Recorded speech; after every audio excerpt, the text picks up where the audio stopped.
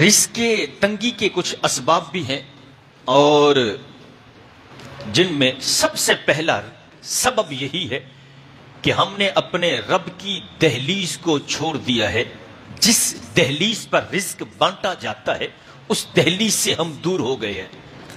میں نے یہ تو سمجھ لیا کہ میرا کاروبار مجھے رزق دے گا، خدا کی قسم یہ زبان سے مسلمان کہتا ہے کہ رازق اللہ ہے، یہ زبان سے دعویٰ کر لیتا ہے، لیکن یہ ایمان سے نہیں مانتا کہ رازق اللہ ہے۔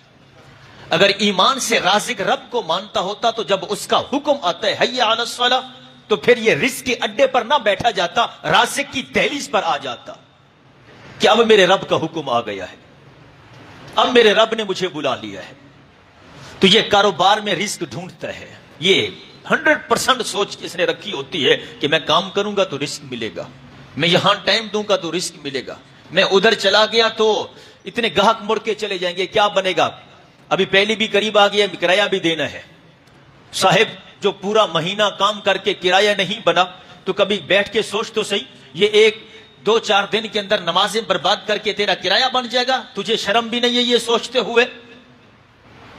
جو پورا مہینہ بیت گیا، حالات قابو نہیں آ رہے، کبھی بیٹھ کے سوچا ہے کہ یار یہ پورا مہینہ ایسا کیوں ہوا میرے ساتھ؟ اب چند دن باقی ہیں، بل بھی دینے ہیں، بجلی کے سارے معاملات کرنے ہیں، پیسے نہیں آ رہے، کہاں سے آئیں گے؟ کبھی کسی سے مانگیں گے، پھر کبھی کسی کے سامنے ہاتھ پھیلائیں گے۔ صاحب جو رب کے حضور ہاتھ نہیں پھیلاتا، میں نے کتب میں پڑھ رکھا ہے، پھر وہ ایک ایک کے سامنے ہاتھ پھیلاتا ہے۔